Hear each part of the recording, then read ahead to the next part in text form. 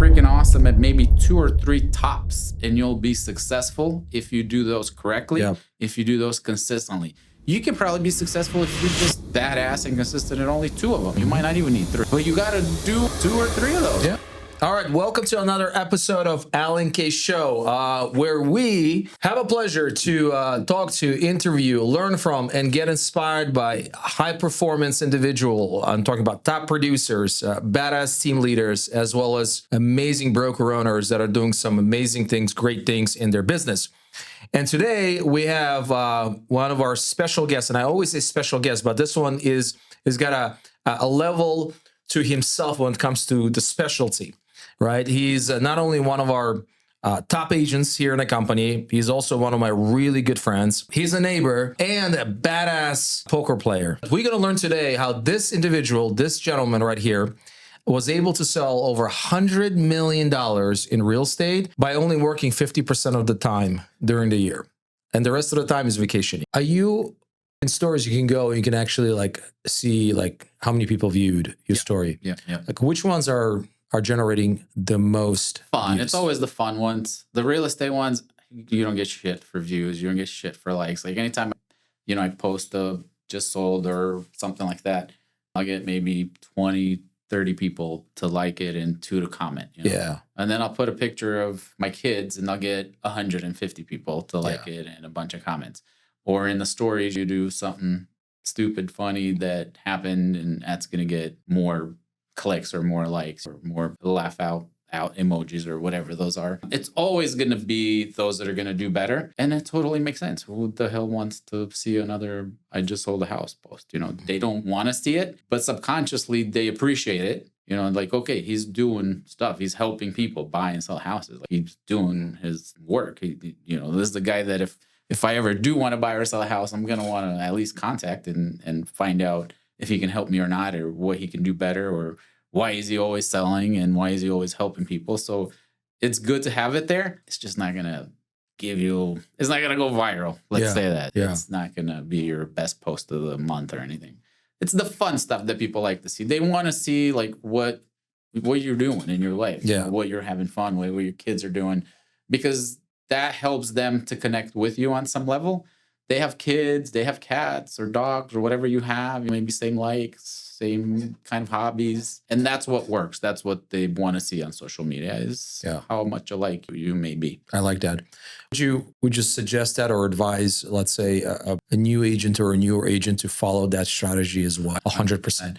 So I really think any new agent, that's what they should start with. And we've had an agent that have sat in the office with, if you remember, and when we told her social media should be her first pillar, she almost ran out of the office. She said she's uncomfortable on social media. Yeah. So you're going to have those people, but if you're going to be successful in this business, you got to be on social media, period.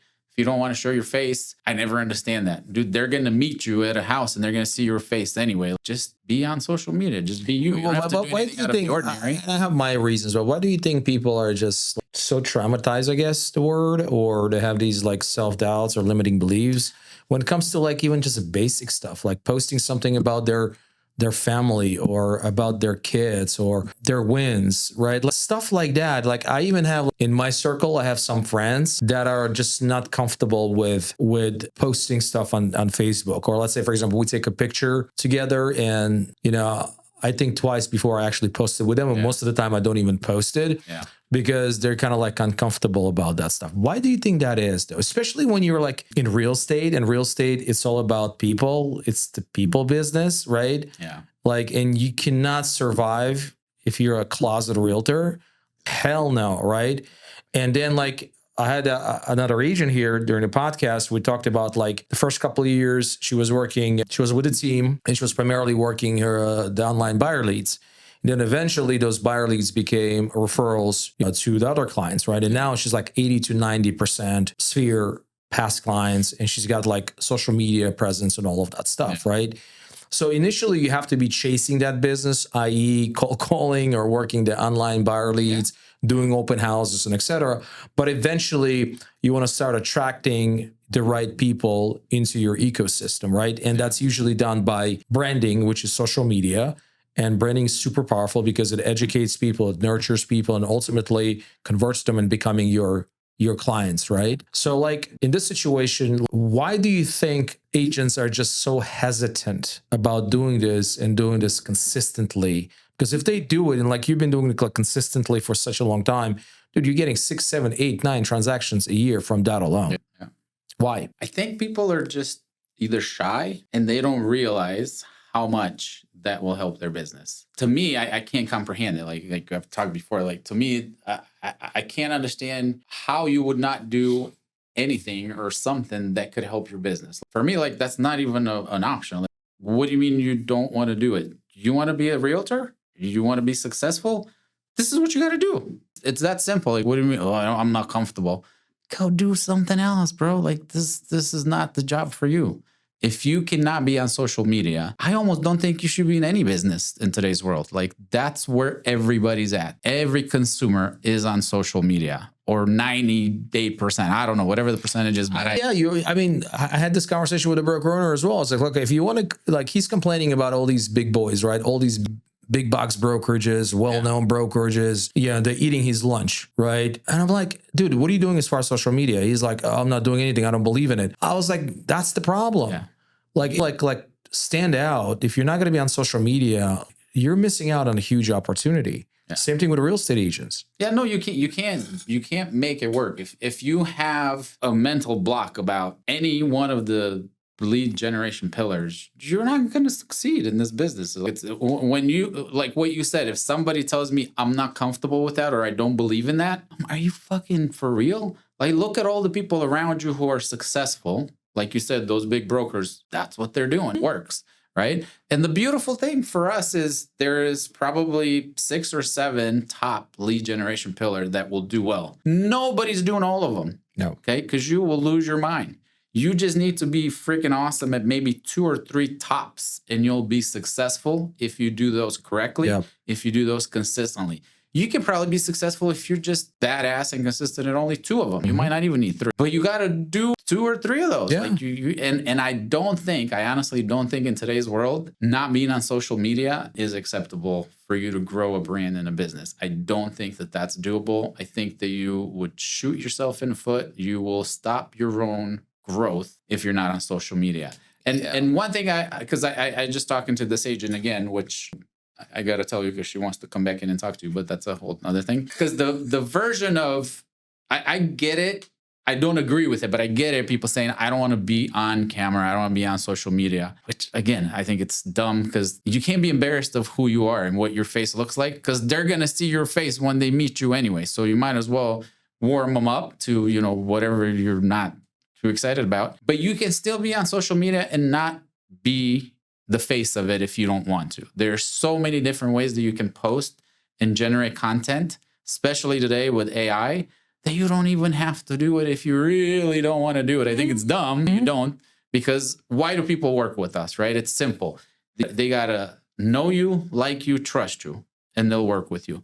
What's the best way to do that is by being yourself and being their life through social media on a daily basis or every other day or however often you can. That's how you build that brand. That's how you build that trust. I think it's probably one of the biggest equalizers that we had in the last 10 years is the fact that you can compete against big boys through social media. You can build the same type of a brand, even better brand in a very short period of time. It's not going to be easy. No, absolutely not. But you can compete against these top producing, these big brokerages, right? By doing more on social media. Absolutely. Simple. Absolutely. Right. And I think that you're absolutely right. I think any agent out there that is not utilizing their social media as a business tool, a marketing tool, and a branding tool, they're putting themselves in disadvantage. Right. And they got to let go of the whole, like, I don't know if it's a pride thing or it's an ego thing or it's like something along those lines. Oh, I don't need to be on social media. I don't need to put out or flaunt on social media. I don't need to. No, dude, like this is your business. That's just part of the, I don't know, puzzle that makes you successful at the end of the day. You got to do social media. And I really don't believe with 100% of my heart, I don't believe it's flaunting because you're not flaunting anything. You're sharing your life. Yeah. Like I'm not going out there and telling people that, oh my God, I have so many whatever, like you just sharing, hey, Yeah. I just helped this client sell a home because this happened and they didn't think it can be done, and we helped them do it. Or we sold it and we were able to help them quicker than he thought. Or we were able to help this person buy who didn't think they could buy, but until we looked at their situation and we found out that we can do this and we can buy down their interest rate and we can get them money for closing, and all of a sudden, oh, they can buy. Like, you're just literally sharing good stuff, good information with people that could help somebody else that would never have known that information otherwise. And even with stuff that we do, I love to share that we went on this trip. And I always tell, like, it's so funny because I feel like being a travel agent is my second nature or second job. People literally call us for vacation trips. Yeah. And I love that. That's freaking amazing. Yeah. Are they going to do everything that we tell them? No, but at least they'll have a couple of extra options and maybe find a little better deal in something that we were able to do as well. And they're going to go have a great time because of something that we did and we posted about it. I love that. Yeah. And we do the same for other people. I see people go on places that we want to go, and I'm like, dude, how did you get there? Where did you book it?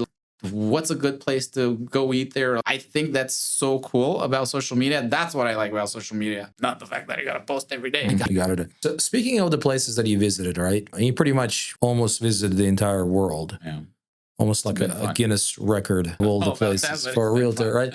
But what would be one place that you would actually see yourself living? Let's say, for example, if it's not United States, any other, forget about Romania, right? So we're not, because I know you, plus I'm not sure like you want to live there. I want to live there. Exactly. So not United States, not Romania, but you've so many other countries. Where would you live?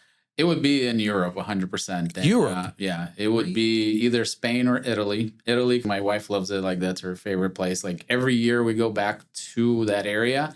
We keep saying, hey, we got to go. What is that area? Place. Just Europe when we go, because we stay in Romania. Okay. I thought you said base. Italy. I was thinking there's a specific area in Italy where you're like... No, so we go to Romania. That's our base. And then from there, we take other trips. And every year we're like, well, we got to go like try something else. And by the time we plan something, she's like, oh, yeah, I think Italy again. Like, we literally have been there, I think, 4 times in 5 years.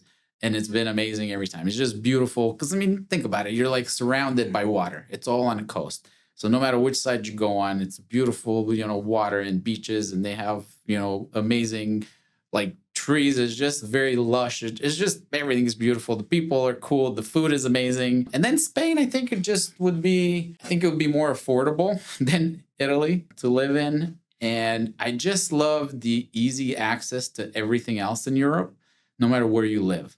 Like, you can go visit so many different countries and so many different places that are so uniquely different. It's like an hour flight or, 3-4 hours by car. It's like, I just think there's so many more options if you live there than anywhere else. Because from here, it's hard to get there. Yeah. I mean, realize like in Europe, I had one guy, Tenor, used to work for me, right? And he's probably going to come back again for the month of December. He goes to Pepperdine University. He's like a junior there right now. But 1 semester or 2 semesters he spent in Switzerland. Yeah. And when he came back, he shared, man, I was like in like 6-7 countries. I was like, how are you able to do this? Like, oh, Alan, it's like you get on a train. Yeah. And you just from one place to another, and it's like just he did.